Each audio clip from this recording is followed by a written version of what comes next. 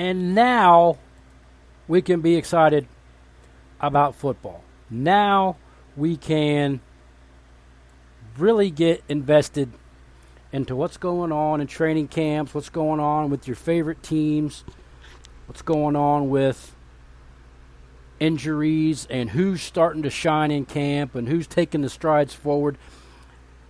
Last time I said I don't put stock into stuff I hear in May, June, and July. Okay?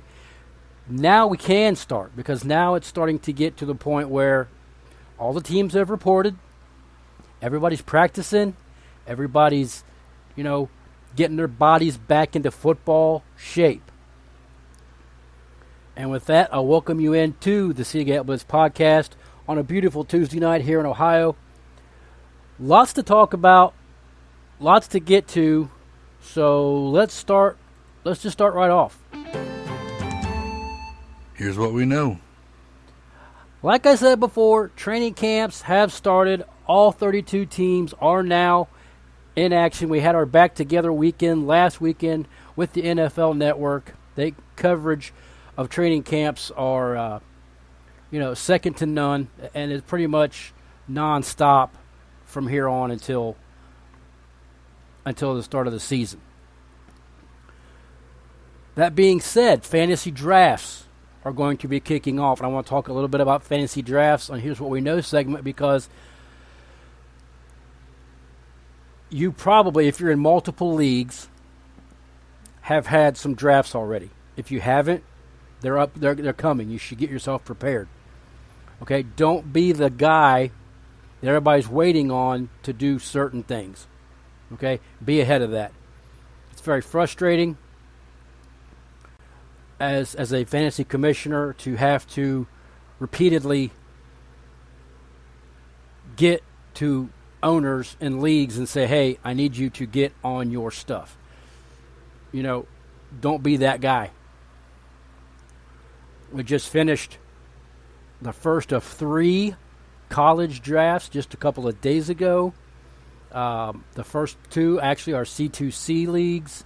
The third one is a brand new college startup. It is a 12-team, deep league where you can play possibly 5 quarterbacks. And it's just starting up this season, and I had to jump on board with that. So fantasy drafts are around the corner. NFL drafts for your fantasy teams are firing up hot and heavy. I have an auction draft this coming weekend on the NFL side. So those are going to be ramping up. It's time to wake up and get your head in the game if you are a fantasy enthusiast. Okay, summer's over, football's back. I want to talk a little bit about the rumblings from the ACC and the Big Ten. Here's what I know, which is not very much. August 15th is a deadline for some of these teams in the ACC to say they want out. Wherever that date came from, I do not know. But there's a date of August 15th that the ACC has in place on if teams want to get out. There is a big-time rumor, and the rumors, it's not just talk this time. Okay, multiple sources, multiple reports from different outlets, including one that's warchant.com, which is very, very reputable, saying that Clemson and FSU possibly leaving the ACC to go to the Big Ten. None of this has been announced yet, but there are lots of speculation, lots of talk that's going to happen.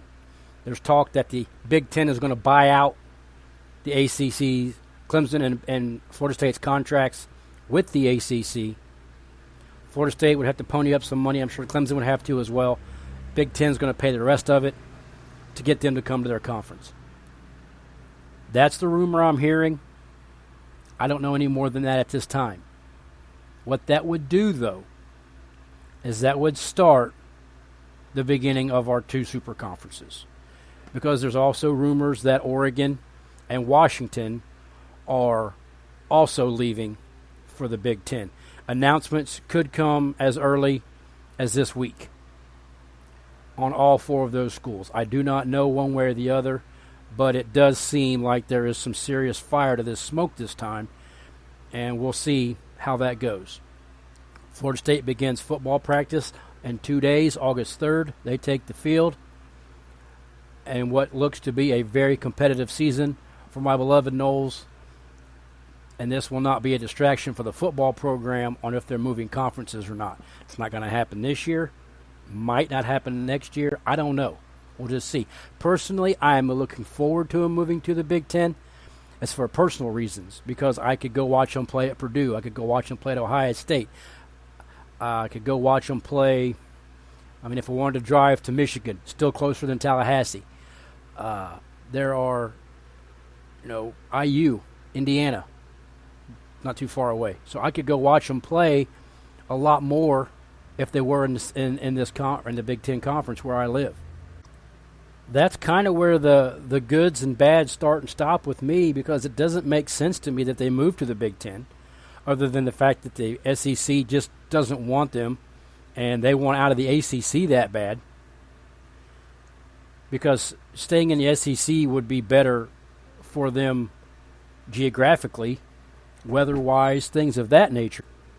But selfishly, moving to the Big Ten, that's fantastic for a person like me who's a Nole fan from up here in Ohio. Haven't seen much positive response from the fan bases of these schools moving to the Big Ten because of the bad weather and the different travels. And, I mean, sure, they go to Boston College every other year, but, I mean, it's going to hit different going to East Lansing, playing Michigan State in November,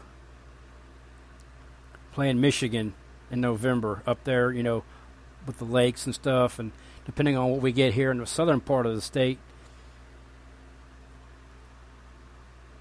But I'd like to see the move one way or the other. I've always said I really don't want them to go to the SEC just because I don't like the SEC. But, we'll see what happens. Stay tuned, and I'll definitely keep everyone posted on what schools are leaving and what schools are coming. Okay, the meat of the show this evening, we're going to talk a little bit about the decline in the running back position, not only in the NFL but in fantasy levels. I got 4 running backs I want to talk about,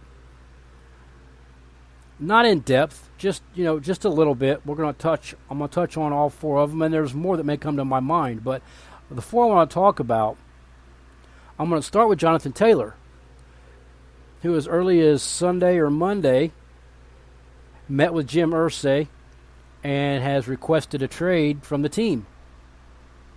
Now, that's a surprise to me. He's coming off of 2 years ago, he was the best running back in football and fantasy. Last year, he had a falling off period, a little bit of health issues, finished up decently, but he wants out. Okay, Dalvin Cook has been released from Minnesota, still hasn't found a home. Zeke Elliott, released from the Dallas Cowboys, still hasn't found a home. He did visit the Patriots over the weekend. I'm seeing mixed reviews and mixed reports on how that went. Leonard Fournette is another one who, when he came out, he was the best running back that the world had ever seen. That's sarcasm, by the way. So why are these players falling in drafts? Well, let's look at him a little bit, okay? Dalvin Cook was a cap casualty. Letting him go was a money thing. Their offense has changed gears. They were more of a passing style offense. What they were paying him didn't make sense for them to keep him in Minnesota. Nobody was going to trade for him at that value, at that contract, because of where we're going in the NFL and in fantasy. Zeke Elliott, different story. Zeke Elliott, his knees are shot. He doesn't look like he did 2 or 3 years ago. He always seems to have something going on, and he just seems like he's lost a couple of steps, and that's the nature of the position. Myself never really was that big on him anyway, I never really thought he was the superstar that everybody made him out to be. Made me sick to my stomach when Dallas drafted him. Leonard Fournette, another one who has been injured and then fantastic and then injured and then fantastic and then injured and okay. So if we look at those 4 running backs and we say, well, what do they all have in common? Well, they play the toughest position in football. Okay, it's the one that carries the most load and the most physicality. It takes the most beating, and it wears you down faster than any other position, and that includes offensive linemen. All of these guys have been injured. Now, is that coincidence? Probably comes with playing the position. And you can call me a homer if you want to, but out of all 4 of these guys, I'm still taking Cook over ahead of all of them. For me, it'd go Cook, Taylor, Fournette, Zeke. That's where I'm at in the pecking order of that. Cook still has juice in his legs. Cook still has a couple of years. Jonathan Taylor still does as well. What his issues are with Indianapolis, I do not know. Zeke and Fournette, I think we've seen, well, I don't think, we've seen their best days. I'm a little aggravated at the way the free agency is working now with some of these players. Dalvin Cook was in the Jets camp over the weekend for a visit, and he was there as they kicked off training camp. And it's almost like they are, the running backs, and Dalvin Cook especially, is wanting the teams to cater to him. And I just can't, I don't want to see that. Okay? That's almost like the tail wagging the dog. Okay? I don't want to see a team catering to a running back just because they want you to come play for him. He should want to go play for really any team that'll pay him some money. Doesn't work that way, I get it, but I'm kind of disgusted at how these things have gone over the last couple of years. And to me, Dalvin Cook should be on a team right now. He should be signed. He should be practicing with the rest of his team, getting himself ready for week 1. And he's still unsigned. Okay, so every day, to me, his draft value drops in fantasy. Every day he doesn't sign with the team, I think his stock falls in the NFL. So why is that? Why is this happening? The long and the short of it is this. We're moving on into what is really now considered a running back by committee league. Okay, 5 years ago we still had some feature backs. And there's still going to be a feature back, and there's still going to be what they call it, air quotes, starting running back. But we're going to run a couple of backs, maybe even 3, depending on what team you are, San Francisco. We're still going to run multiple backs out there, which means we don't have to pay these backs high dollar. Once they play out the rookie deal, they're expendable. Christian McCaffrey got a new lease on life by going to San Francisco. Okay, he's also got a couple other guys that can help ease the load. There's no running back that I can think of in the NFL right now, today, August 1st, that I can say is going to be a bell cow running back. You say, well, maybe Javonte Williams if he was healthy. I don't think so. They're going to get him help. Ramondre Stevenson, no, I don't think so. That running back, that's a terrible example. Breece Hall, if he was healthy, I don't think so. They're thinking about bringing in Dalvin Cook. Look at the big time players in the NFL right now. Who we got? If you just take a second to look at the landscape of what we're looking at, okay? We're looking at quarterbacks and wide receivers.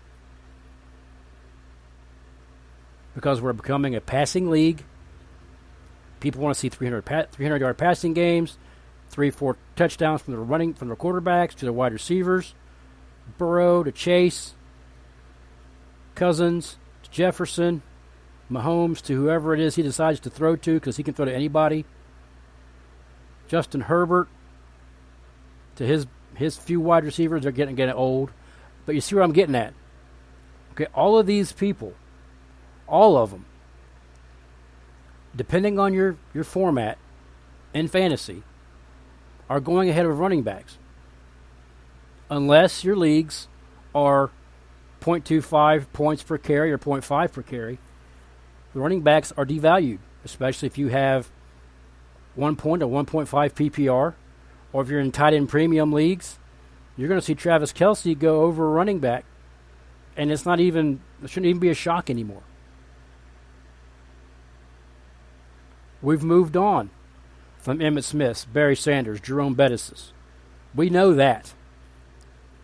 Okay, but it has, sooner than that, 3 to 4 years ago, we were stepping over people in leagues just to get a running back, just to get our hands on a running back because they were so premium. They were so important and vital to fantasy that we were stepping over people to get them. Well, now guess what we got? We got this thing called zero running back strategy. And in back-to-back years, last year and in 2021, I pulled championships in both years drafting an RB0 strategy. That's where we're at. You know, and as much as they say, a lot of hype for Nick Chubb this year. He's going to be a lot of focal points of their offense. That's great.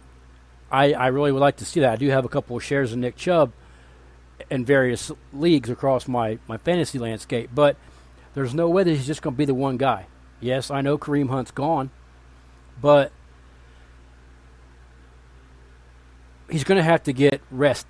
He's just going to take a pounding. That would be the one team that I'd say would rely on the running game a little bit more than any other. Because we got Deshaun Watson coming back. Now, this will be his first full season since the whole massage issue. Okay, he's got new receivers coming in. But they're still going to try to throw the ball. But if you think about it, the coach of the Browns is a run-first kind of coach. So that's the reason why Dalvin Cook isn't as valuable in Minnesota as he was when Stefanski was there, because Stefanski left, they changed the offense. So I guess if I would have had to pick one running back that I would, if I could rest myself on to say he's going to be the bell cow back, I guess it would be Nick Chubb. But we've moved into a different era. There's a reason why running backs are falling in drafts, falling down because they're not as important. And teams aren't going to sign these guys.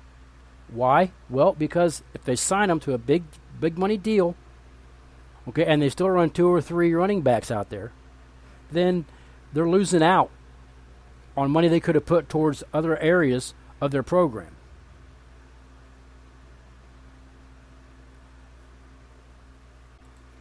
I don't like seeing this. I don't like seeing the devalue of the running back position and the decline of it in the actual NFL. But the writing's on the wall, people. The writing's on the wall, and it shows us, you know, what we're doing. That's why we've got Mahomes throwing for all those yards and all those touchdowns. And as much as Isaiah Pacheco really did help last year, you know, in a limited capacity, that's what he's going to be again this year. Isaiah Pacheco is going to get drafted in every one of your fantasy drafts, but not high. Because you look at the offense and you think, yeah, well, they'll use him, but not as much. I'd rather have Kansas City's third wide receiver as I would have Pacheco for my third running back. And that's where I'm at right now with it. College is a whole different story, though, folks. Okay, college fantasy is a whole different. It's backwards. Okay, because the running backs do get their carries in college. That's how they get to the pros. Really, that's how they get them picks. And you know, as much as I love Bijan Robinson, he's going to be in a committee as well until he proves me otherwise. They're going to run 2 running backs because, for one, he's a rookie. Okay, he'll hit the rookie wall because it's a real thing. And college is different, though. If we're talking college fantasy, then you want to have some decent running backs because they do try to run the ball. Most college teams, what? Establish the run. Protect your quarterbacks. Establish the run, kill the clock, time of possession, win the ball game. It's a little bit different. I'm not saying wide receivers aren't valuable in college because they really are.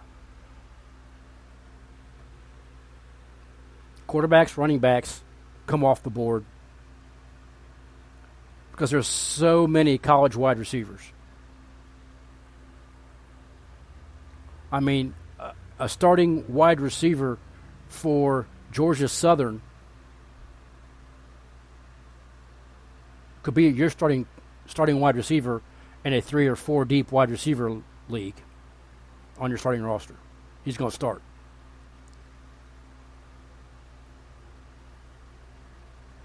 It's different because we have more players. We have more opportunity because there's so many, that the vast landscape of college football.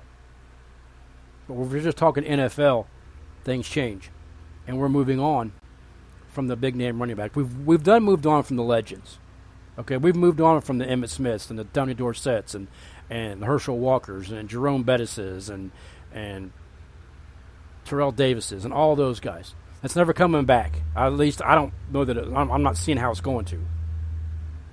Everything's evolving. So as we evolve, other things get pushed to the back burner.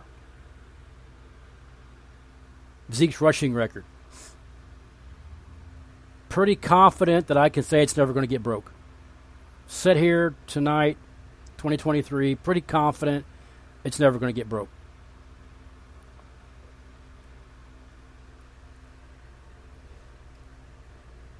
Okay, moving on. Hall of Fame game. It's happening, people. Thursday night, 8 o'clock. I believe it's on NBC. It's the Jets and the Browns.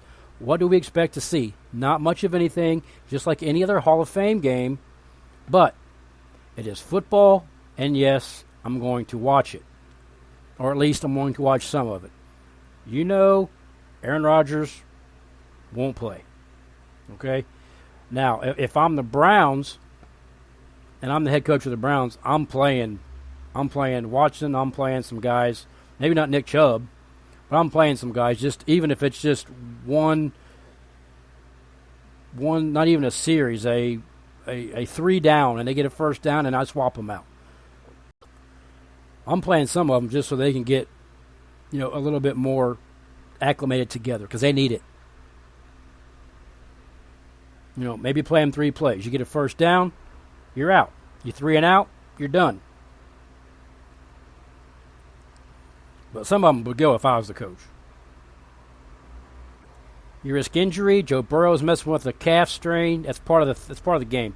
Joe Burrow's going to be fine. He'll be ready for week 1. We won't see him in the preseason either.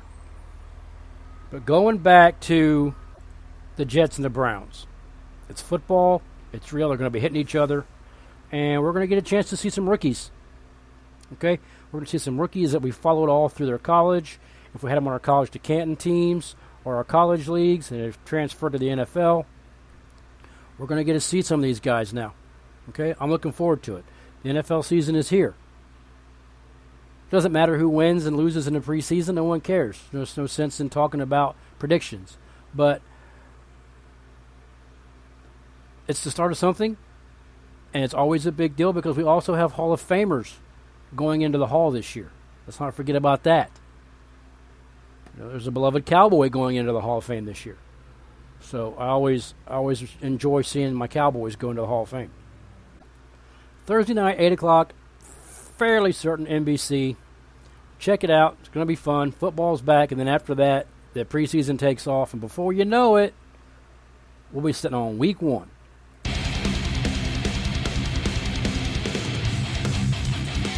That'll do it. Short and sweet, to the point. I'm Chris Croswell. You can find me on Twitter. Oh, X. I guess you can find me on X. Not sure what that's all about. You can find me on X at CGAT Blitz. You can find the podcast everywhere you find podcasts. Check it out. Hit me up with questions, whatever you got. And we'll see you next time on The Blitz.